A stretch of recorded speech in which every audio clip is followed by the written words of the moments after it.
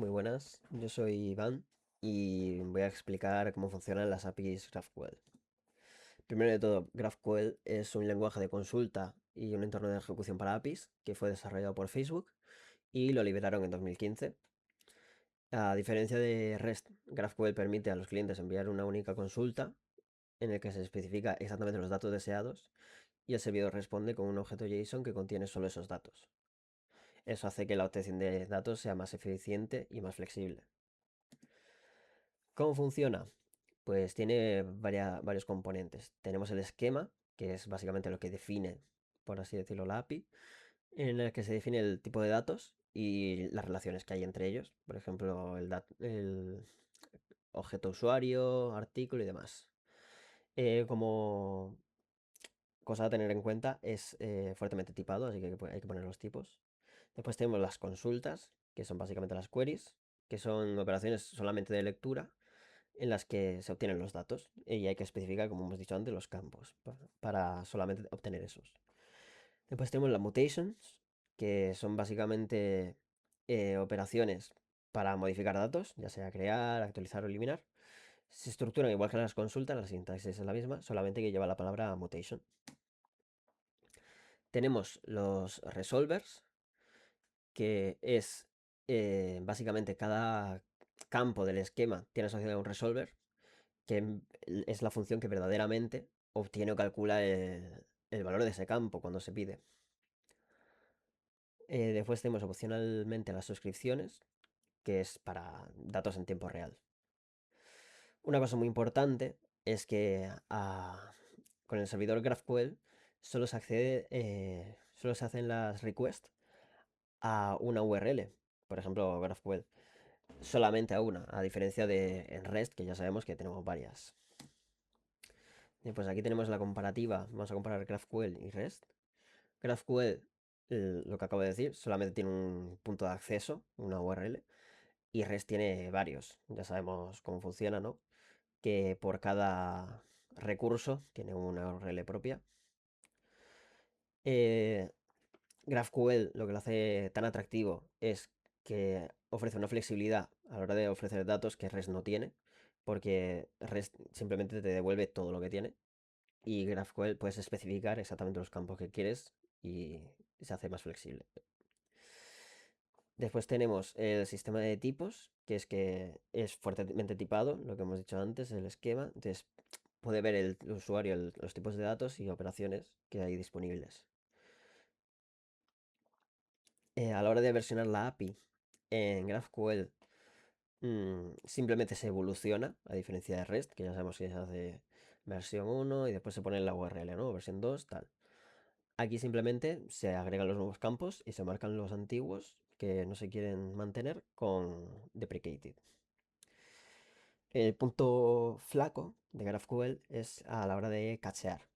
REST sí que puede apoyarse en el caching de HTTP estándar, pero en GraphQL, al usar un único endpoint, la caché tradicional es más difícil de aplicar. Casos de uso reales de GraphQL. Bueno, pues tenemos la clave, o sea, la API pública de GitHub, de GraphQL, que permite a los desarrolladores consultar repositorios, issues y demás.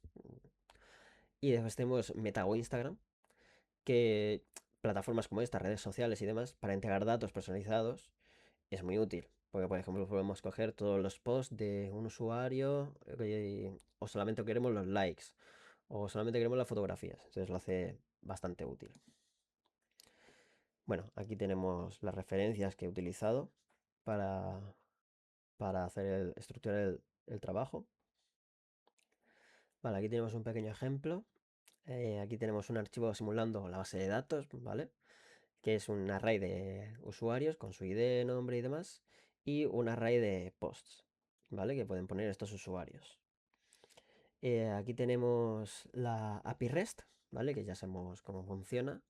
Lo único, he utilizado Swagger, ¿vale? Para que sea todo más gráfico, ¿vale? La utilización. Vamos a correr la API REST.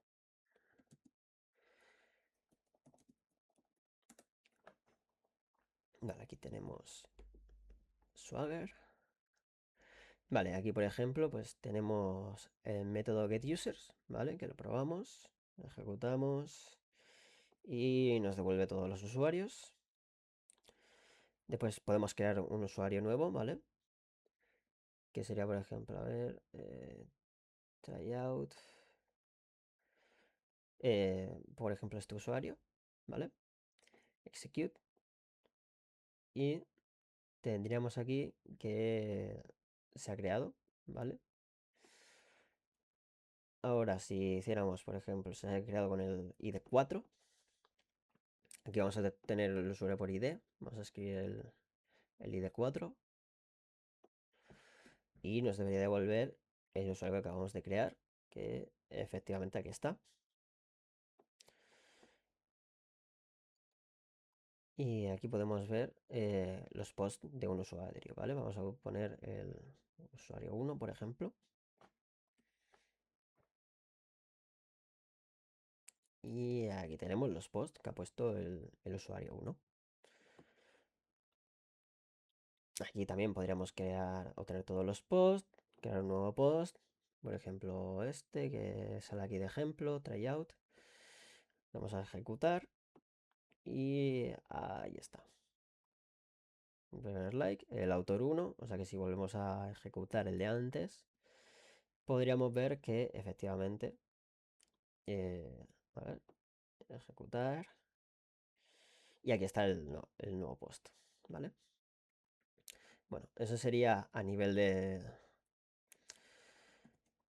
de API REST. Después tenemos GraphQL, ¿vale? Para GraphQL he utilizado Apollo Server, ¿vale? Que te permite definir directamente el API GraphQL y tiene un sistema parecido a Swagger, muy, muy visual, lo cual lo hace más fácil porque tiene interfaz gráfica. Aquí tenemos el esquema de datos que hemos dicho antes, ¿vale? Tipo usuario. Hay que especificar si es un array, si es un string, lo que hemos dicho antes. Aquí tenemos la query, ¿vale? Que se pueden hacer. Aquí tenemos el tipo de mutación, que sería, por ejemplo, crear usuario o crear un nuevo post. Los resolvers, que hemos comentado antes, para cuando se pidan los usuarios, se crea un usuario, se pidan los posts, se pida un usuario en concreto, perdón, me he dicho antes crear usuarios, esto es solamente para consultas. Aquí tenemos las mutaciones, aquí sí que sería para crear usuarios y para crear posts, lo que hemos explicado antes. Y aquí, claro, establecer la relación de usuarios y post, ¿vale? Aquí tenemos el server y si lo corremos ahora, npm run GraphQL, si no recuerdo mal.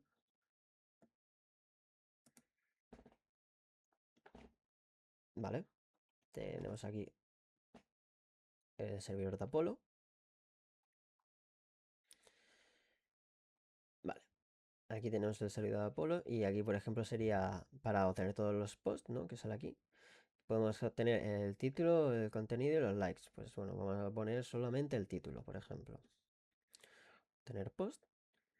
Y aquí nos sale, efectivamente, el título de cada post que tenemos. Después, a ver un momento que tengo aquí ejemplos. Todos los posts. Bueno, por ejemplo, obtener un usuario en específico. Que tendríamos el usuario 1, que sería Ana. También tenemos... podemos ver los posts de este usuario. Aquí vemos la flexibilidad, ¿no?, que nos ofrece GraphQL. Aquí vemos los dos posts que tiene.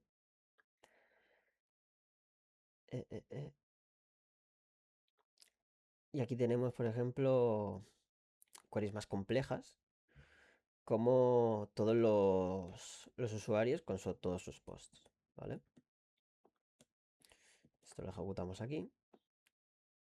Aquí podemos ver los usuarios y todos los posts que tiene Ana, todos los posts que tiene Carlos, etcétera.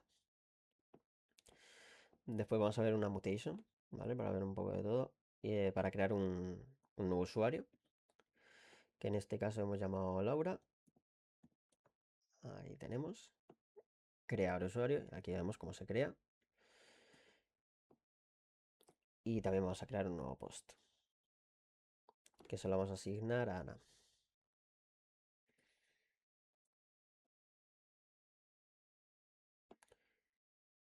¿Vale? Y ahora si hiciéramos la query de obtener